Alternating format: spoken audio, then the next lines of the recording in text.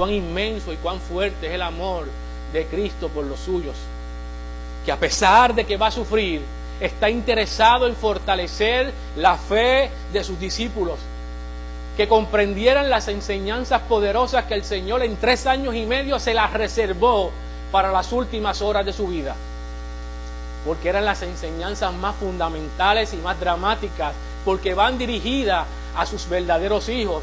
No olviden que Jesús ya ha terminado su ministerio público terrenal y ahora está concentrado en derramar amor, en derramar su sabiduría a favor de sus hijos, de sus discípulos.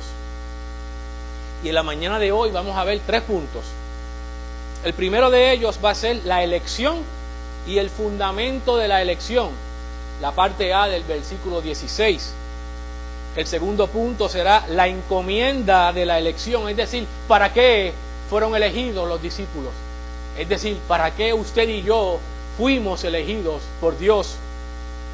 Y el tercer punto, es el que más se desarrollará en la predicación de hoy, es que somos aborrecidos por el mundo y la razón del aborrecimiento del mundo por Cristo. Entonces podemos pasar al primero de los puntos, la elección y el fundamento, y le siguieran. El discípulo escoge al maestro, pero en el caso de Cristo, las cosas no funcionan como funcionan en el mundo. En el caso de los discípulos, en el caso tuyo y mío, si hemos confesado a Cristo como Señor y Salvador, así no son las cosas. Nosotros no escogimos a Cristo, ni escogimos voluntariamente es creer en Dios porque fuésemos buenos y aptos para escogerlo. Jesús deja bien claro quién es el que escoge. Y Cristo escogió personalmente a sus discípulos. Vean el versículo 16 y versículo 19. Versículo 16, no me elegisteis vosotros a mí, sino que yo os elegí a vosotros. Versículo 19, si fuereis del mundo, el mundo amaría lo suyo, pero porque no sois del mundo, antes yo os elegí del mundo, por eso el mundo los aborrece. Así que queda claro que los discípulos no escogieron a Cristo. Usted no escogió a Cristo. El Señor nos ha seleccionado y nos ha regalado la fe necesaria para que ahora nuestro corazón responda en arrepentimiento y fe a la locura de la predicación del Evangelio de Cristo Jesús.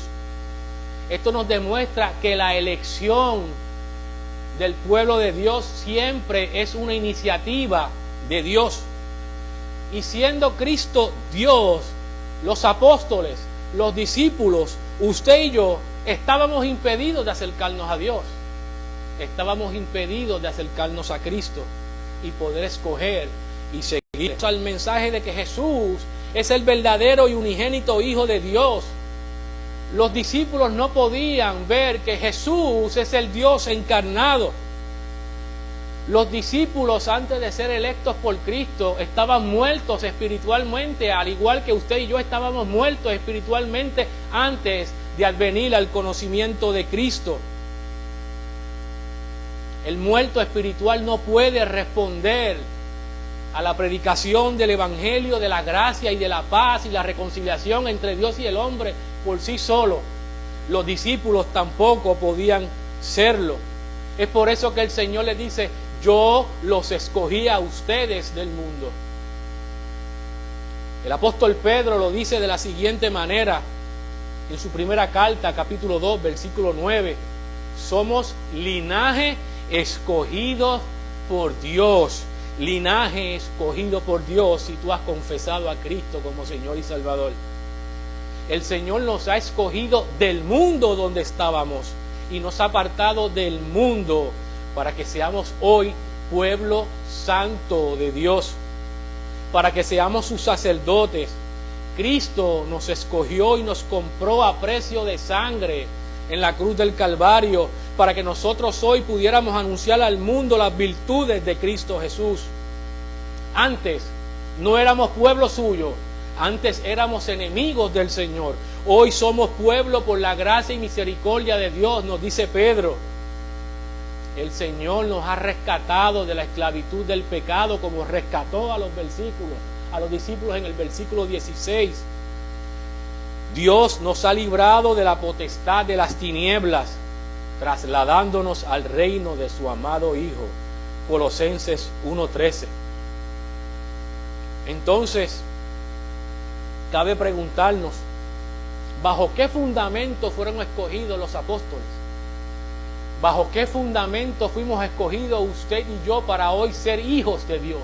¿Por qué ocurrió eso? ¿Qué atractivo teníamos nosotros? ¿Qué atractivo tenían los discípulos que hicieran merecedores de tanta gracia y tanta misericordia? ¿O realmente los discípulos se lo ganaron y usted se lo ganó?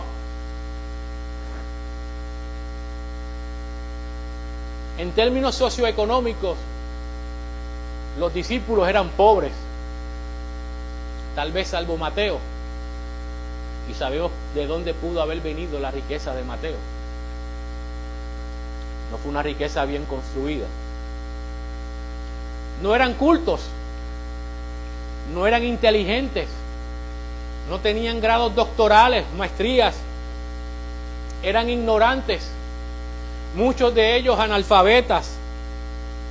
También los evangelios dicen que eran ambiciosos, discutían cuál de ellos sería el mayor cuando el Mesías inaugurara el reino político que ellos tenían en su mente. Su fe era débil. Terminarían huyendo cuando el Señor fuera arrestado y crucificado, abandonarían, traicionarían al Señor. Esas eran las grandes cualidades y atributos que tenían los discípulos. Ese era el resumen, el pedigrí, o como decimos en las universidades, el currículum vitae de los discípulos. Pero ese resumen no es muy distinto al suyo y al mío. Nosotros éramos adúlteros, borrachos, chismosos, calumniadores. Ese era nuestro resumen. Y ellos fueron elegidos por Cristo. Ellos no tenían ninguna cualidad, como tampoco la tienes tú ni la tengo yo, para ser elegidos por el Rey de Reyes y Señor de Señores. Y ellos, y usted y yo, fuimos elegidos para una gloriosa salvación que iba a encontrar su consumación en la cruz del Calvario por la muerte de Cristo Jesús. Por lo tanto, podemos llegar a la conclusión fácil de que la elección de Cristo a los discípulos, a usted y a mí, no descansa en el mérito propio. Descartando el mérito propio, todavía no hemos contestado cuál es el fundamento de la elección. Y hacia eso entonces nos podemos dirigir. ¿Por qué fueron electos los discípulos? ¿Por qué usted fue elegido para salvación? Nos dice la Biblia que la base y el fundamento de la elección fue el amor de Dios. Por su gran amor con que nos amó, nos dio vida juntamente con Cristo. Efesios 2:5. Los discípulos, usted y yo, fuimos elegidos porque Dios nos amó. ¿Y de qué manera nos amó Dios? También la Biblia la responde. Dice que de tal manera amó Dios al mundo, que dio a su Hijo unigénito para que todo aquel que en Él cree no se pierda, mas tenga vida eterna. Juan 3:16. ¿Quiénes éramos nosotros para que el Señor nos amara? ¿Quiénes éramos? Pues esto éramos. Mas Dios muestra su amor para con nosotros en que siendo aún pecadores, Cristo murió por nosotros. Romanos 5:8. ¿Y desde cuándo nos amó Dios? Cuando estábamos muertos en delitos y pecados. Efesios 2:1.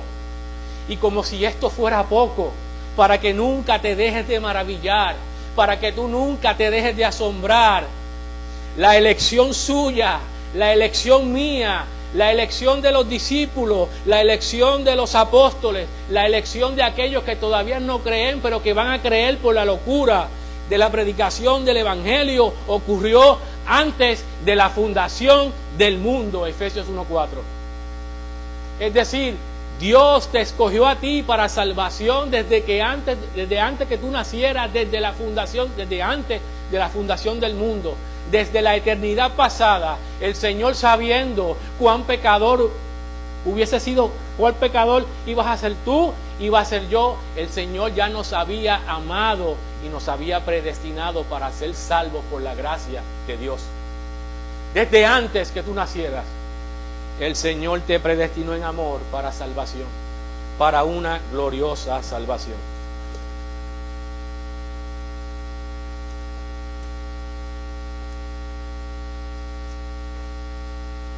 Los discípulos,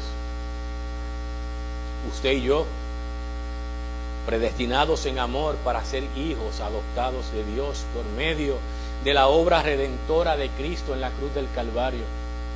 Hermano, yo no sé si todavía usted se sorprende por eso. Usted ha sido de enemigo a hijo de Dios. Y eso fue posible en la cruz del Calvario por Cristo. Y todo esto por el puro afecto de su voluntad. Efesios 1:5. Ellos y nosotros merecíamos el infierno y el castigo eterno, pero por gracia, por su amor y por su misericordia, fuimos elegidos para salvación y vida eterna. Ahora por su gracia somos hijos de Dios, salvados por Cristo en la cruz del Calvario, amigos de Dios, como explicó el pastor Camilo, y ahora guiados por el Espíritu Santo, gloriosa Trinidad, envuelto en una gloriosa salvación, elegidos por el Padre, salvados por el Hijo y guiados hoy por su Espíritu Santo.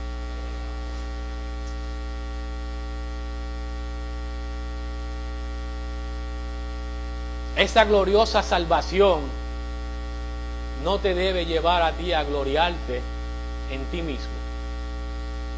Si hoy tú eres distinto al mundo, no es por tus méritos. Si hoy tú eres distinto al mundo, es porque el Señor ha hecho una obra en ti, ha regenerado tu corazón, ha depositado su Espíritu Santo en ti para que hoy tú puedas proyectar la imagen de Dios al mundo. Entonces reconoces que no tenemos mérito alguno en nuestra salvación, por lo tanto no cabe la gloria en nosotros. Pablo lo dice: ¿dónde pues está la jactancia? Lejos de nosotros está gloriarnos en nosotros mismos, sino en la cruz de nuestro Señor Jesucristo. Gálatas 6, versículo 14. No olvides nunca de dónde nos ha sacado Dios.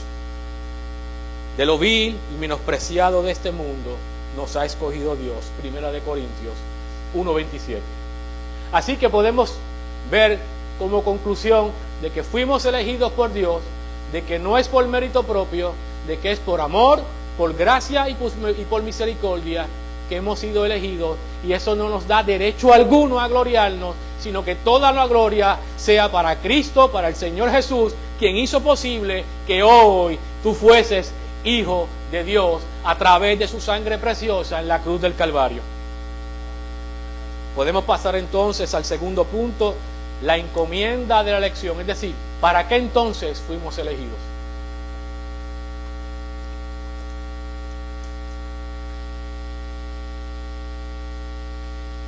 Ciertamente el propio versículo 16 nos muestra que los discípulos, usted y yo también, no fuimos elegidos solamente para salvación. El versículo 16 muestra que Jesús los comisionó para el servicio y para llevar fruto. Vean conmigo el versículo 16. No me elegisteis vosotros a mí, sino que yo os elegí a vosotros y os he puesto para que vayáis y llevéis fruto y vuestro fruto permanezca. Ahí está la encomienda de la elección. Dice el versículo 16 que os he puesto para que vayáis y llevéis fruto. La palabra puesto en el original griego, pitemi, implica que hemos sido separados, ordenados para un servicio especial. Los discípulos fueron elegidos para llevar una misión especial dada por su Señor y Salvador. Los discípulos fueron elegidos y entrenados por Cristo para, en primer lugar, ellos poner el fundamento de la iglesia, poner la piedra angular, que es la predicación centrada en la muerte y resurrección de su Hijo Cristo Jesús. Ese es el fundamento y fue depositado en las manos de los apóstoles. Así que, hermano, hoy se acabaron los apóstoles, se acabaron los profetas. Cuando usted escuche que alguien sea autodenominado como apóstol o profeta, huya de allí. Aunque tenga la mejor intención, ese mal llamado profeta y apóstol es un falso maestro. Pablo enseñó que él era el último apóstol, el último como un abortivo. Se acabaron los profetas, se acabaron los apóstoles. El fundamento de la casa, el cimiento de la casa se pone una vez. El fundamento de la iglesia se pone una vez y fue puesto por los apóstoles del Señor. Por esos 11 y por el apóstol Pablo. Se acabaron los apóstoles. Los apóstoles fueron también elegidos para ser y predicar el evangelio de la gracia y de la paz de Cristo. Y esa misión no ha concluido. El poner el fundamento concluyó. Pero ahora, ¿quiénes están presentes viviendo en este mundo? Los apóstoles murieron, todos. Recuerden que no hay apóstoles, murieron todos, pero hoy su iglesia está viva. Pero hoy siguen siendo hijos de Dios aquellos que vivimos por la gracia a través de la fe. Y esa misión no se ha terminado.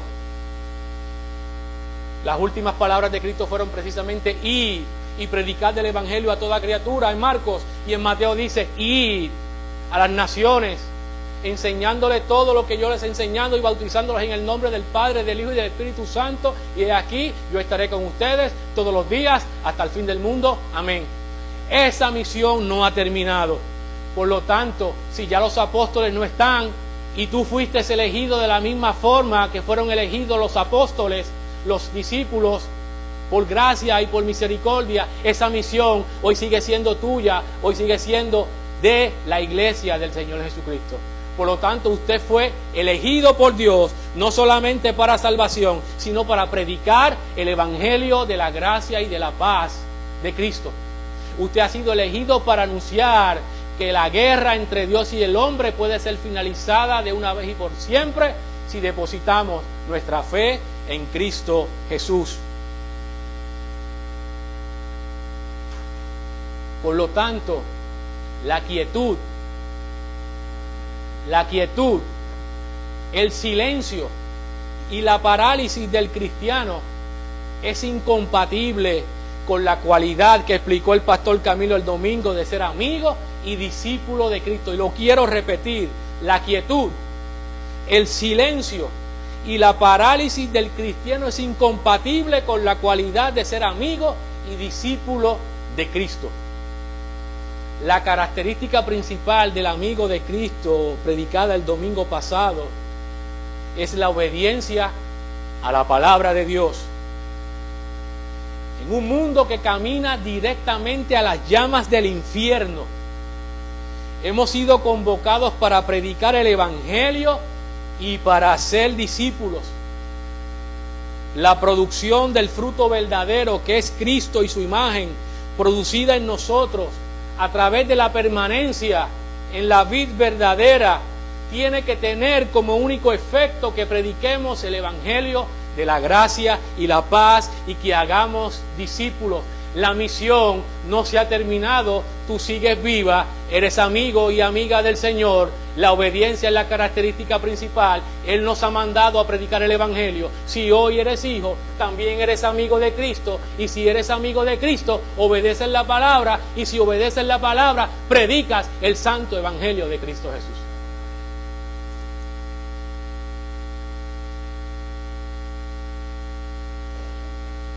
Él nos va a dar el deseo y el poder de cumplir con su misión. No hay excusa. Nos ha dado la guianza y el poder de su Espíritu para cumplir su misión. No hay excusa. Que soy tímido, nos dio el espíritu de valentía. No hay excusa. Que todavía no aprendo mucho el evangelio, congrégate.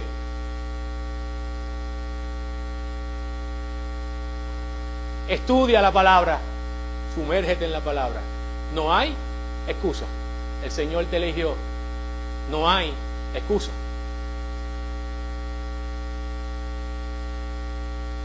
Porque, amigos, la predicación del Evangelio va a producir el fruto que permanece para siempre. Y el fruto que permanece para siempre es aquella persona que va a creer en la verdad del Evangelio. Usted va a morir, pero ese fruto permanecerá para siempre, permanecerá para vida eterna. Para eso fuimos convocados. El versículo 16 también nos muestra una enorme correlación entre la producción del fruto que permanece y la oración. Es decir, el evangelismo y el discipulado tienen una estrecha relación con la oración. Número uno, porque sin oración no hay posibilidad de evangelio. Sin oración no se producen discípulos. Pero además, ya por tercera ocasión consecutiva se predica en esta iglesia las oraciones que le agradan al Padre. No toda oración que hagamos en el nombre de Cristo llega al Padre. La oración verdadera en el nombre de Cristo es la oración que Cristo hace. Es la oración que no está centrada en nuestros deseos egoístas y pecaminosos. Por lo tanto, las oportunidades de evangelismo y las oportunidades para ser discípulos tienen que estar presentes en nuestras oraciones. Esa es la oración que agrada al Padre, porque es la oración que verdaderamente se hace en el nombre de Jesús. Vamos a ver en el capítulo 17, en la oración sacerdotal, cuando el Señor dijo: Padre, no te pido por los del mundo, sino por estos, pero también te pido por aquellos que creerán en el Evangelio por la predicación de estos. El evangelismo estaba presente en la oración sacerdotal del Señor. El discipulado estaba presente en la oración sacerdotal del Señor.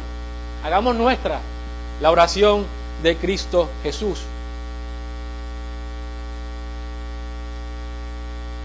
Hemos sido salvados para la gloria de Dios, siendo obedientes y predicar las buenas nuevas de la salvación en Cristo. Pidamos al Padre en el nombre del Hijo que aumente nuestro amor por los perdidos y que entonces podamos dar por gracia lo que por gracia hemos recibido. Luego en el versículo 17 el Señor vuelve a recordar el mandamiento del amor. El Señor repite nuevamente: ámense los unos a los otros. Porque ese amor iba a ser necesario, porque el único amor que iban a recibir sus discípulos después que el Señor ascendiera sería el de ellos mismos. Ellos serían aborrecidos por el mundo y necesitaban amarse, unirse para poder llevar a cabo la gloriosa encomienda que el Señor les había dado de ir y predicar el Evangelio a través de las naciones. Así que por no sé cuántas veces consecutivas desde este púlpito se predica la necesidad de amarnos los unos a los otros. Desde el capítulo 13 se está predicando: ámense. Un nuevo mandamiento os doy: ámense. Ustedes ya no son siervos míos, son mis amigos me obedecen, ámense. Y ahora el Señor le dice nuevamente: ámense. Bajo la base del amor es que podemos predicar a los perdidos. Bajo el fundamento del amor podemos ver la compasión por los perdidos. Y esa es la misión que el Señor ha puesto en las manos de los discípulos. Sin amor no hay evangelismo. Sin amor no hay discipulado. Sin amor no te importan las almas que caminan hacia el infierno. La mayor muestra de amor que tenemos con el mundo no es compartir con ellos. Es bueno compartir con ellos, pero ¿para qué compartimos con ellos si no es para predicar el Evangelio? El mayor amor que podemos tener con un hermano en la fe es discipularlo y recibir el discipulado. Porque me importa tu crecimiento espiritual, vamos a discipularnos los unos a los otros. Sin amor, el evangelismo y el discipulado no va para ningún lado. Tercer punto. Aborrecidos por el mundo y la razón del aborrecimiento, de los versículos 18 al versículo 21. La palabra mundo en el Nuevo Testamento tiene varios significados. El significado de Juan 3:16 no es el mismo de mundo en esta sección. La palabra mundo en este contexto particular se refiere al mundo caído por el pecado, lleno de maldad, que está compuesto por pecadores, enemigos de Dios y bajo el servicio de Satanás. Satanás, nuestro enemigo, aborrece a aquellos que son constituidos hijos de Dios por su abierto odio a Dios. Satanás te odia a ti porque eres hijo de Dios y Satanás es enemigo de Dios. Satanás aborrece a Cristo, Satanás aborrece a Dios. Satanás odia a los creyentes que ya no forman parte del mundo. Es por eso que el mundo aborrece a los cristianos. Vean el versículo 16. El 18, disculpen. Si el mundo os aborrece, sabed que a mí me ha aborrecido antes que a vosotros. Es por eso que el mundo te aborrece a ti y a mí, porque ya no formas parte del mundo. Precisamente, los discípulos ya no formaban parte de este mundo. Vean el versículo 19. Si fuerais del mundo, el mundo amaría lo suyo, pero porque no sois del mundo, antes yo os elegí del mundo, por eso el mundo os aborrece. Es por eso que los discípulos no son amados por el mundo. El mundo ama lo suyo, y como el discípulo no es del mundo, el discípulo no es ni puede ser amado por el mundo. La elección de los discípulos por Cristo le privó al mundo y al príncipe de la potestad del aire el dominio y señorío que tenía sobre los discípulos, sobre ti y sobre mí. Antes, Satanás dominaba la vida de los discípulos, dominaba la tuya y dominaba la mía. El Señor nos ha arrancado de las manos de Satanás de una vez y para siempre, y por eso Satanás hoy es enemigo tuyo. Satanás quiere hacerte tropezar. Satanás no quiere que tú prediques la verdad del Evangelio de Cristo. Satanás ni el mundo ve con buenos ojos a Cristo, ni que nos haya sacado del mundo y entonces se nos ha convertido en enemigos de Satanás. Satanás y el mundo busca venganza de aquellos que una vez estuvieron en el mundo, pero que hoy ya no están en el mundo. Satanás opera como opera la mafia. Si ya no eres mío, buscaré la forma de destruirte. Así opera nuestro enemigo, que es homicida y mentiroso desde el principio. Pero entonces, a ti y a mí, a un cristiano verdadero, no debe tomarle por sorpresa la hostilidad y el aborrecimiento que el mundo siente hacia Cristo y hacia su iglesia. ¿Por qué no te debe sorprender a ti y a mí? Porque antes del aborrecimiento y la hostilidad del mundo contra ti y contra mí, Cristo fue el recipiente del aborrecimiento y el odio del mundo. El Evangelio de Juan relata múltiples ejemplos que denotan el odio, la hostilidad y la adversión que sentían los judíos, los saduceos y los fariseos contra Jesús. Dice el Evangelio de Juan que procuraran matarlo hasta que finalmente lo arrestaron, lo flagelaron, lo humillaron y le crucificaron. Ya en Juan 13:16, el Señor, en el contexto del servicio, le había dicho a sus discípulos: el siervo no es mayor que su Señor. Pero ahora, en el contexto de la persecución, en el contexto del aborrecimiento, el Señor vuelve a decirle lo mismo a sus discípulos: si a mí me han perseguido, también a vosotros os perseguirán. Anteriormente, en el contexto del lavado de los pies, le dice: como ustedes no son mayores que yo, ustedes también van a lavar pies.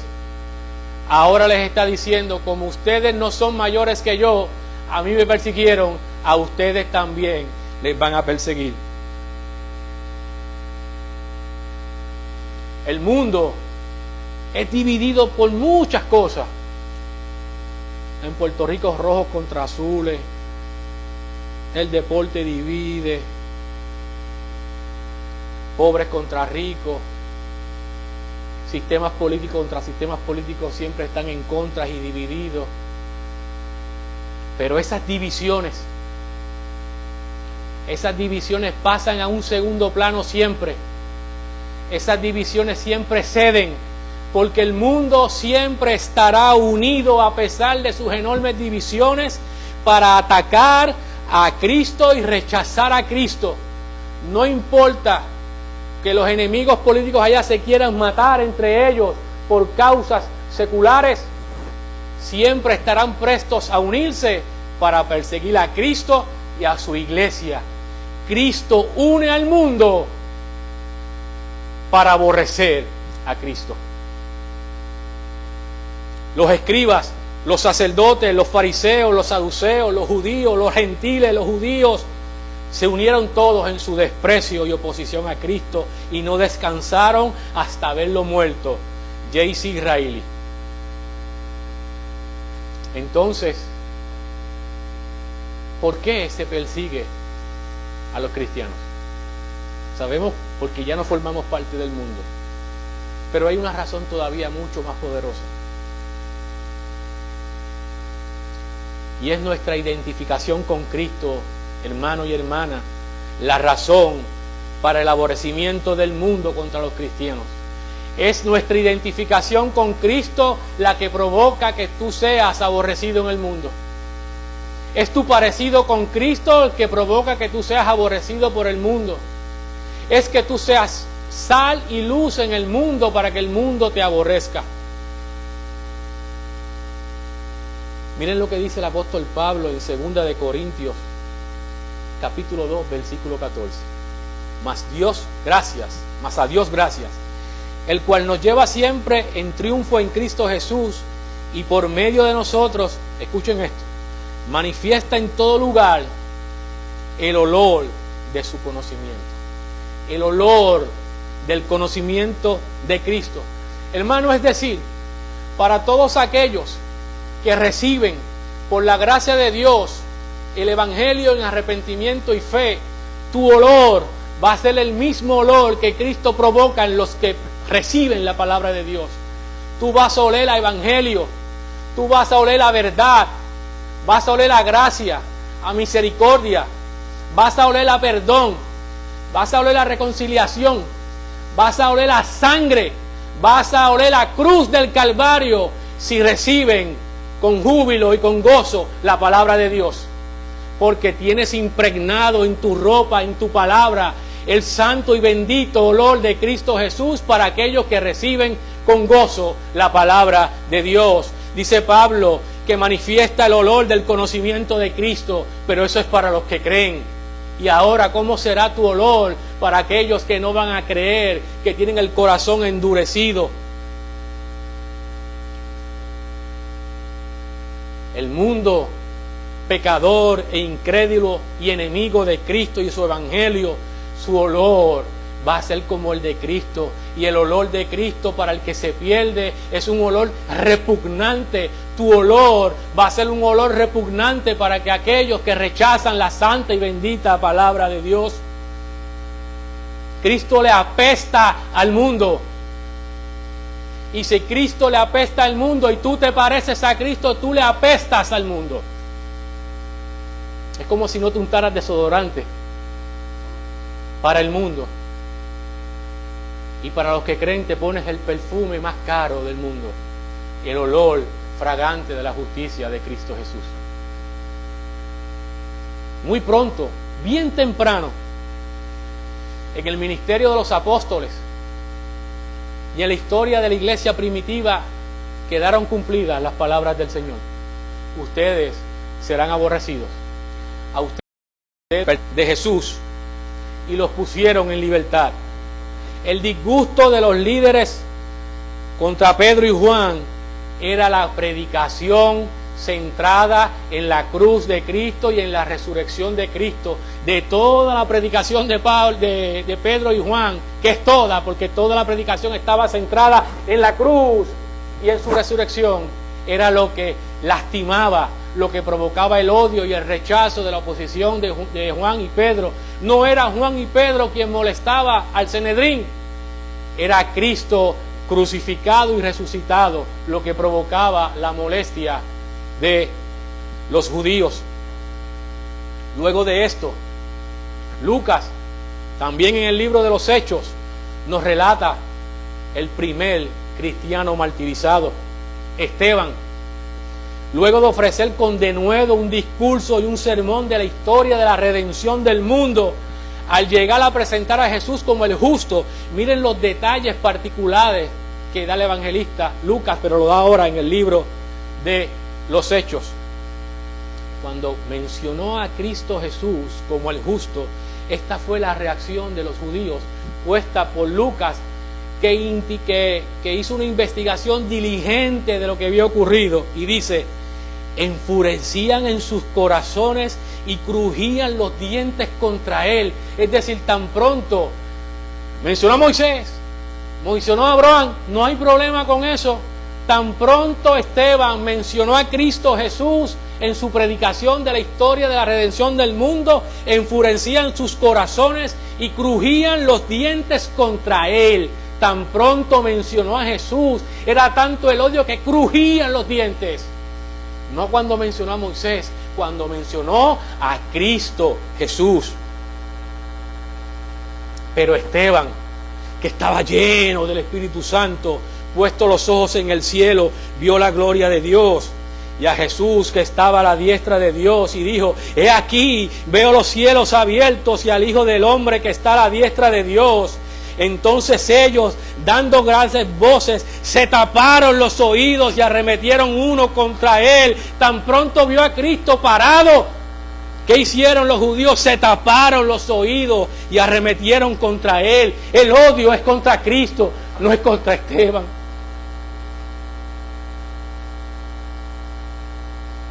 Y echándole fuera a la ciudad, le apedrearon, y los testigos pusieron sus ropas a los pies de un joven que se llama Saulo. Ahorita volvemos con Saulo. Y apedrearon a Esteban mientras él invocaba y decía: Señor Jesús, recibe mi espíritu. Hechos 7, 55 al 59. Ahora, volvamos a Pedro y a Juan un momento. Dice Hechos 5, 14, que salieron de la presencia del concilio, gozosos de haber sido tenidos por dignos de padecer afrenta por causa del nombre. Mis hermanos, Pedro y Juan, después de ser azotados, salieron gozosos, porque ellos dijeron que ese castigo era porque ya su vida comenzaba a reflejar el carácter de Cristo Jesús. Los azotaron porque Pedro y Juan se parecían a Cristo, hablaban como Cristo, predicaban a Cristo crucificado y resucitado, hablaban como Cristo, se portaban como Cristo. Cristo estaba reproducido en la vida de Pedro y Juan porque ya estaban colmados de su Espíritu Santo. Por eso fueron azotados, porque su vida y la de Cristo se parecían, vivían y respiraban a Cristo Jesús.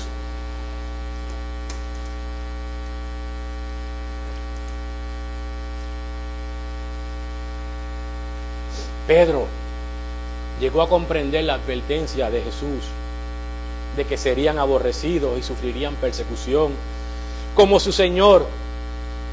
Pedro lo dejó escrito, dice en 1 de Pedro 2:21: pues para esto fuisteis llamados, porque también Cristo padeció por nosotros, dejándonos por ejemplo para que sigáis sus pisadas. Las pisadas de Cristo están en el suelo nuestro para que las podamos seguir.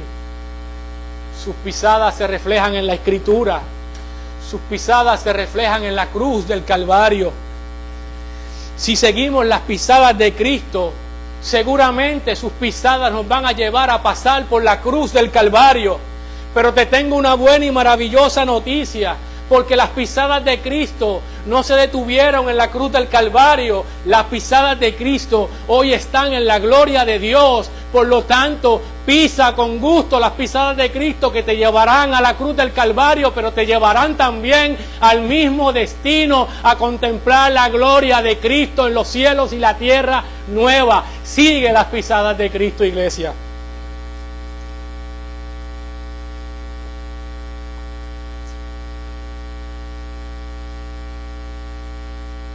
Ya hemos visto las razones por las que el mundo aborrece al cristiano. Y ya vimos que la razón principal es porque el mundo aborrece a Cristo. Cabe entonces preguntarnos, ¿por qué el mundo aborrece a Cristo? Siendo santo, santo, santo, y siendo Cristo Dios. La persona y la obra de Cristo ciertamente destroza los pilares en los que está cimentado el mundo caído. Cristo jamaquea el mundo. La predicación de Cristo y su evangelio deja al descubierto la maldad del hombre y su insuficiencia para alcanzar la justicia divina. Cristo, quien es la luz del mundo, alumbra las tinieblas y entonces expone la maldad del hombre pecador y de la humanidad. El mundo ama más las tinieblas porque sus obras son malas, nos dice Juan temprano en su evangelio. El mensaje del evangelio entonces destroza el orgullo del hombre, quien siempre tiene una elevada opinión de sí mismo en términos éticos e intelectuales, y tampoco está dispuesto a ceder su señorío de su vida. El hombre le gusta jugar a ser el Dios de su propia vida. Y el mensaje del evangelio rompe con ese orgullo porque proclama a Cristo como el Señor y Salvador, Señor de señores, y Él no está dispuesto a ceder su señorío. El hombre dice, yo soy bueno, y Cristo en su palabra le dice, tú eres un pecador. El mundo dice, yo soy hijo de Dios, todos somos hijos de Dios. Y Cristo le dijo, ustedes son hijos del diablo, ustedes son hijos de Satanás. Cristo desnuda al hombre y le hace ver tal y cual es, sin justicia ninguna. El hombre no está dispuesto a humillarse y a reconocer su pecado y su maldad. Su orgullo entonces le lleva a resistir de forma hostil, de forma violenta la predicación del santo evangelio de Cristo Jesús. El hombre incrédulo, de corazón endurecido, prefiere la maldad, prefiere las tinieblas, prefiere el pecado, prefiere a su verdadero Señor, que es nuestro enemigo. El mundo ama el sistema de valores corrompido que postula que el hombre puede ser mujer, que la mujer puede ser hombre cuantas veces le dé la gana. El hombre ama el sistema de valores donde matar una vida en la barriga de la mamá no tiene importancia, pero podemos vestir un perro y llevárnoslo para el mall. Ese es el sistema de valores imperante en este mundo. Los hombres desprecian con voluntad propia el mensaje de que en la cruz y en Cristo hay salvación contra el pecado. El pecador que vive en tinieblas rechaza la luz y odia la luz, porque la luz expone tanta y tanta maldad acumulada en el corazón del hombre. Por eso el mundo aborrece a Cristo, porque Cristo los hace ver tal y cual son, como pecadores que no tienen ni un gramo de justicia, de que no tienen el favor de Dios, de que viven de espaldas a Dios, de que son señalados por la palabra de Dios. Y el mundo entonces odia a Dios porque Dios los expone tal y cual es. El mundo persigue a Cristo. No es a nadie más a quien persigue el mundo, es a Cristo. Volvemos con Saulo. Todos sabemos la historia de conversión de Saulo. Saulo, camino a Damasco. Mas yendo por el camino, aconteció que al llegar cerca de Damasco, repentinamente le rodeó un resplandor de luz del cielo. Y cayendo en tierra, oyó una voz que le decía, Saulo, Saulo, ¿por qué me persigues? él dijo: ¿quién eres, Señor? Y le dijo: yo soy Jesús. Yo soy Jesús a quien tú persigues. Saulo, dura cosa te es dar coces contra el aguijón. El Señor nos enseñó temprano en el libro de los Hechos que cuando se persigue a la iglesia de Cristo, a quien se persigue verdaderamente es a Jesús, es a Cristo. El mundo sigue persiguiendo a Cristo. El mundo no se conformó con haber crucificado a Cristo. El mundo sigue persiguiendo a Cristo Jesús. Es por eso que el hombre convierte a Cristo en su enemigo y le continúa persiguiendo a través de su iglesia. Si el mundo, escuche bien, si el mundo tuviera la oportunidad nuevamente de crucificar a Cristo, así lo haría. Si el mundo tiene la oportunidad de crujir los dientes nuevamente, los cruje. Sin embargo, le tenemos una muy mala noticia al mundo, pero una muy buena noticia también. El mundo que quiere ver crucificado a Cristo nuevamente, le tenemos que decir que Cristo padeció una sola vez y para siempre. Algún día todos sus enemigos serán puestos por estrado de sus pies, dice el autor de los Hebreos, capítulo 10, versículo 13. Y Cristo ha sido exaltado hasta lo sumo, y Dios le ha dado nombre sobre todo nombre, para que en el nombre de Jesús se doble toda rodilla de los que están en los cielos y en la tierra, y debajo de la tierra, y toda lengua confiese que Jesucristo es el Señor, para la gloria del Dios Padre. El mundo no podrá matar nunca más a Cristo Jesús. Eso fue una vez y para siempre. Él reina con poder a la diestra del Padre y también volverá por ti y por mí. Esa es la mala noticia que le tenemos al mundo. Pero le tenemos una muy buena noticia al mundo que todavía aborrece a Cristo, que todavía quiere crucificar a Cristo y que todavía cruje los dientes como crujieron los judíos contra Esteban. Y la buena noticia, hermano, es la misma buena noticia que usted tiene en sus manos. Es la misma buena noticia que le fue encomendada a los apóstoles. Y es que si el mundo abandona el camino de maldad, arrepintiéndose de sus pecados y depositando toda su fe y confianza en Jesús y en lo que pasó en la cruz del Calvario y en su sangre, hay salvación de pecado. No importa cuánto tú aborrezcas a Cristo, no importa cuánto tú odias a Cristo, si vienes a Cristo en arrepentimiento y fe, Él es justo y perdonador y te perdonará y te hará hijo de Dios de una vez y para siempre. Así que, mundo, hay oportunidad de pecados para tu vida. Rinde tus pies a Cristo, arrepiéntete y deposita tu fe en Cristo para salvación y para perdón de tus pecados y para que puedas ser reconciliado con Dios. No importa cuánto lo aborrezca, no importa cuánto lo odie, no importa cuántas veces quiera crucificarlo en la cruz, Él está disponible para ti y para ofrecerte perdón. Ven a Cristo, pero ven ahora, que en Él hay perdón, iglesia. En Él hay perdón, en Él hay salvación, hay reconciliación con Dios. Ríos de agua viva brotarán de ti.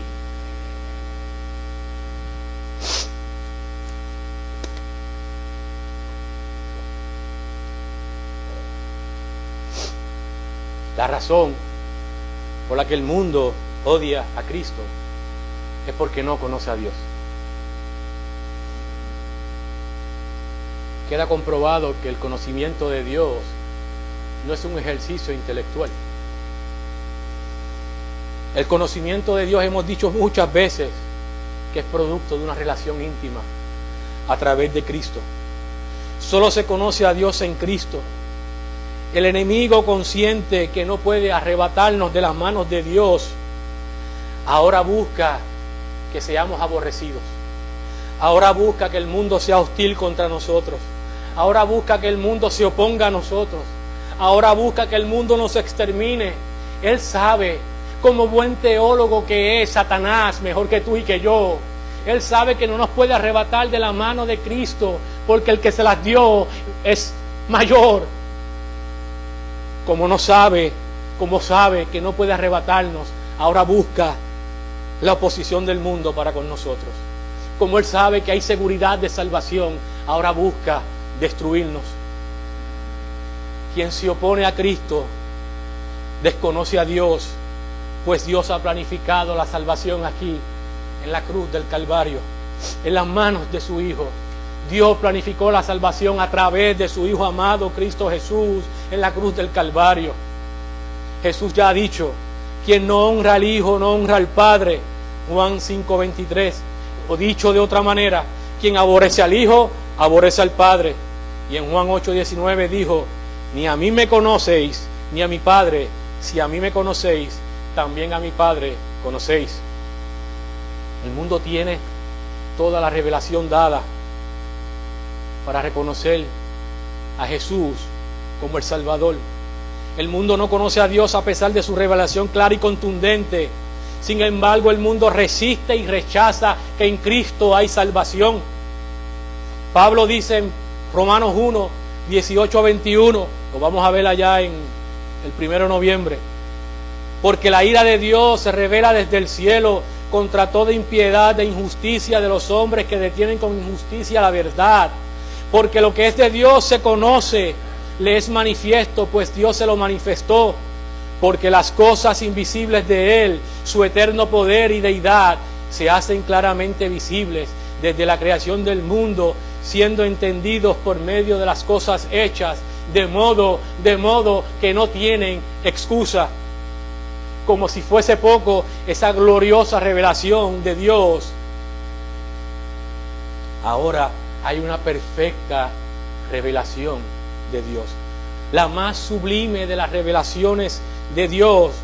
Dice el autor de los Hebreos, capítulo 1, versículo 1 al 2, Dios, hablando muchas veces y de muchas maneras, en otro tiempo a los padres por los profetas, en estos postreros días nos ha hablado por el Hijo, a quien constituyó heredero de todo y por quien asimismo hizo el universo. Siendo Cristo la última y máxima revelación de Dios, la oposición y el aborrecimiento de Cristo es desconocer al propio Dios y en última instancia es oponerse y aborrecer al propio Dios. Pero quiero que sepan algo, el aborrecimiento contra Cristo y los cristianos no solamente viene del enemigo abierto y descarado de Cristo. No nos llamemos a engaño. El aborrecimiento va a venir de personas que creen que conocen a Dios. A Cristo lo crucificaron aquellos que conocían a Dios en sus propios términos. Así que cualquier iglesia que postule que fuera de Cristo y fuera de lo que ocurrió en la cruz del Calvario, cualquier iglesia, llámese como se llame, cualquier doctrina, sea cual sea, que predique que hay posibilidad de salvación fuera de Cristo, también va a aborrecer a Cristo y a su iglesia. No se llame engaño. Cuando usted predique que la salvación es exclusiva en Cristo, usted será aborrecido. Cuando usted predique que María no salva a nadie, usted será aborrecido. Cuando usted predique que los santos no salvan a nadie, usted será aborrecido. Cuando usted predique que María no ha escuchado nunca una sola oración, usted será aborrecido. Usted será tildado de ignorante. Usted será tildado de intolerante. Procurando ellos saber a Dios, usted será aborrecido. Entonces, ¿cómo podemos aplicar este texto hoy en nuestros días?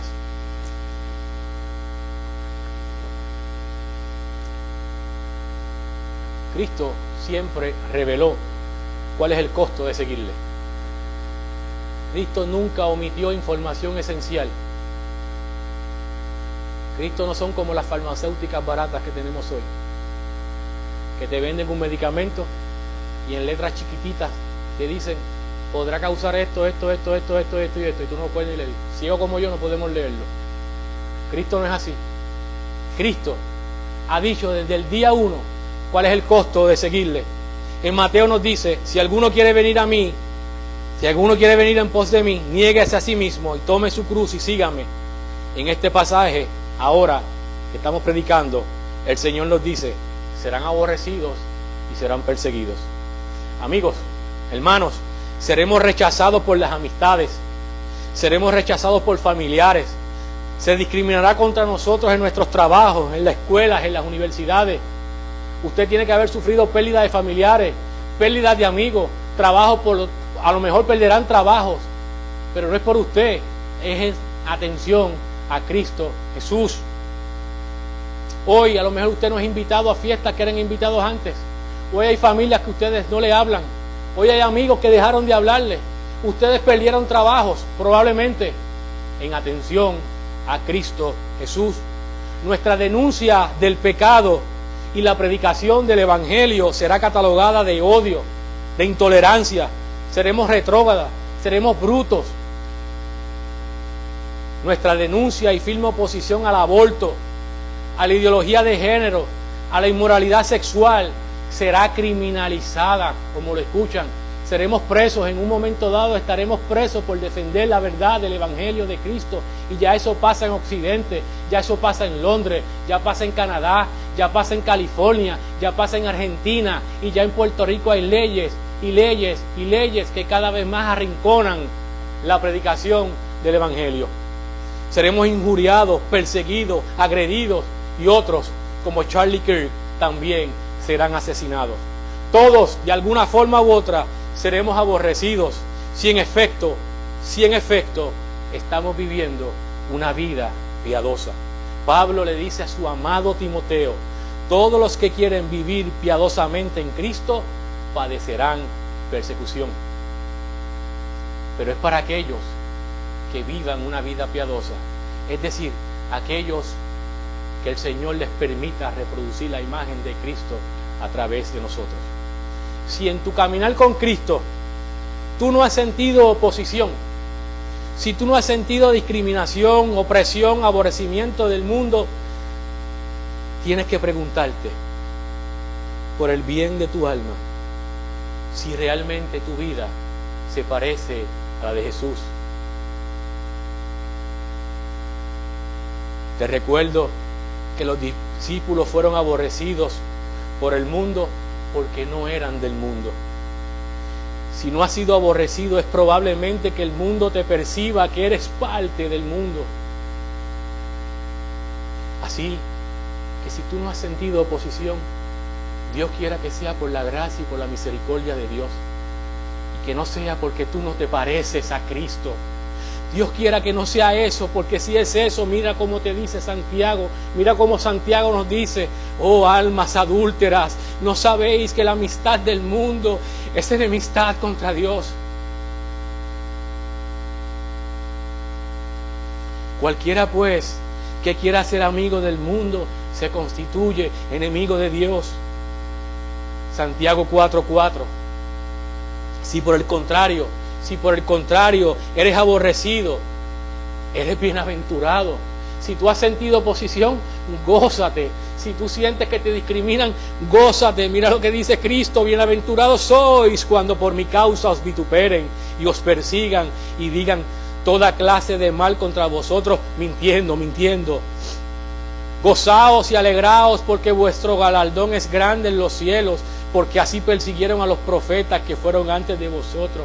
Si usted es perseguido, sienta gozo de que usted está siendo perseguido, no por masoquista, sino porque ya usted comienza a imitar la vida de Cristo Jesús.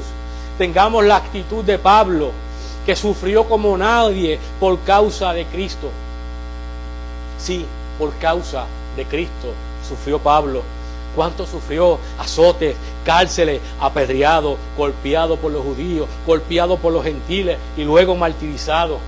Sin embargo, el apóstol, a pesar de todo esto, fortalecido e inspirado por el Espíritu Santo, dice: no me avergüenzo del Evangelio, porque es poder de Dios para salvación de todo aquel que cree, al judío primeramente y también al griego. No importa cuánto suframos, nuestra fe está depositada en el Evangelio, porque creemos que el Evangelio es poder de Dios para salvar a todo aquel que cree. Sigamos predicando la buena noticia, sigamos predicando el Evangelio, sigamos dando fruto que permanece para siempre. Cristo nos dijo: si han guardado mi palabra, y esto es hermoso, Cristo nos dijo que si han guardado mi palabra, también guardarán la vuestra. Cristo dice, a mí me persiguieron, también les perseguirán ustedes, pero también han guardado mi palabra, y si han guardado mi palabra, guardarán la de ustedes. No importa lo que nos aborrezcan, la predicación del Evangelio de Cristo seguirá salvando vidas, y esto vale todo. Seremos aborrecidos, pero seremos instrumentos en las manos del Dios vivo para rescatar a las personas del infierno. Eso lo vale todo, vale cualquier persecución. Sigamos predicando la buena noticia. Prediquemos que el hombre es pecador, que necesita de un Salvador y de que Cristo es el Salvador de la humanidad. Si depositamos nuestra fe en Él, que allí derramó toda su sangre para la salvación y el perdón de los pecados. Debemos estar gozosos, iglesia, de que se nos aborrezca, de que se nos persiga, no porque queramos eso, no porque seamos masoquistas, sino porque la hostilidad del mundo contra nosotros hará esto. Hará que el Espíritu Santo nos dé testimonio de que somos hijos de Dios, de que este mundo ya no es nuestro, de que solo somos peregrinos en este mundo, de que somos embajadores del reino de Cristo en esta tierra extraña y extranjera, de que el Señor ha derramado gracia y misericordia sobre nuestras vidas, de que nuestro pecado fue pagado por la sangre de Cristo en la cruz del Calvario. Si tú eres aborrecido, el Espíritu te da testimonio de que tú eres hijo de Dios, comprado por la sangre en la cruz del Calvario. Siéntete gozoso de la persecución, siéntete gozoso de que te persigan, de que te excluyan, de que bromeen contigo, porque eres hijo de Dios y ya no formas parte de este mundo que camina camino al infierno. Ciertamente, el aborrecimiento y el desprecio del mundo traerá aflicción a nuestras vidas. Traerá aflicción. Pero la cruz de Cristo vale todo sufrimiento del mundo. Estemos gozosos por toda la hostilidad. Mira cómo dice Pablo, y esto es hermoso. Pues tengo por cierto que las aflicciones del tiempo presente no son comparables con la gloria venidera que en nosotros ha de manifestarse. Pablo que lo sufrió todo, que a lo mejor nunca llegaremos a sufrir como sufrió Pablo. Pablo ha dicho que la gloria venidera no compara con la aflicción de este mundo. Y Pablo vio y escuchó cosas que nuestros ojos y nuestros oídos jamás verán y escucharán. Y Pablo, estando convencido de eso, dice, no compara con la gloria venidera que en nosotros se va a manifestar. Cristo, la cruz y su evangelio vale cada una de nuestras lágrimas. 1000 lágrimas nuestras no vale una gota de la sangre derramada en la cruz del Calvario. Por último, pidamos al Señor un corazón puro y perdonador. Que el Señor ponga el corazón de Cristo en nosotros, para ofrecer perdón a nuestros perseguidores. Oremos al Señor para que le haga comprender al mundo la verdad del Evangelio y para que esos perseguidores sean transformados. Muchos de ellos, como muestra la palabra, son perseguidores porque desconocen al único y Dios verdadero. Oremos para que podamos hacer nuestras las palabras de Cristo en la cruz del Calvario. Padre, perdónalos porque no saben lo que hacen. Y las de Esteban, que cuando siendo apedreado hasta la muerte y contemplando la gloria de Dios, dijo, Señor, no le tomes en cuenta este pecado. Oramos, iglesia. Padre Santo y Padre bueno, Señor, Padre, te damos las gracias por tu bendita y por tu santa palabra. Señor, te pido que sea de ánimo para nuestra iglesia, de edificación, Señor. Que sepamos que vamos a ser aborrecidos, vamos a ser perseguidos, Señor, pero ya nuestro galardón en tus manos está seguro, Señor. Tú hiciste posible que en Cristo fuésemos salvos, Señor. Y de la mano de Cristo nadie nos va a arrebatar, ni la muerte, ni los enemigos, ni la persecución, Señor. Sabemos que somos guardados por ti, que lo peor que nos puede pasar en este peregrinar por la vida es la muerte, Señor. Y si vivir es Cristo, para el cristiano, Señor, el morir es ganancia. Que tengamos el espíritu de valentía, Señor, para seguir predicando la verdad de tu evangelio.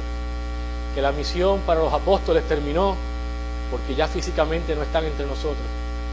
Pero que veamos que es nuestra responsabilidad, Señor, mientras tengamos aliento de vida, seguir predicando el evangelio, seguir haciendo discípulos, Señor, predicando en este mundo hostil, Señor, que sabemos que se nos perseguirá y se nos aborrecerá, pero también porque han guardado la palabra de Dios, guardarán las palabras de Cristo a través de la predicación de tus hijos, Señor. Te damos gracias en el nombre de Cristo. Amén.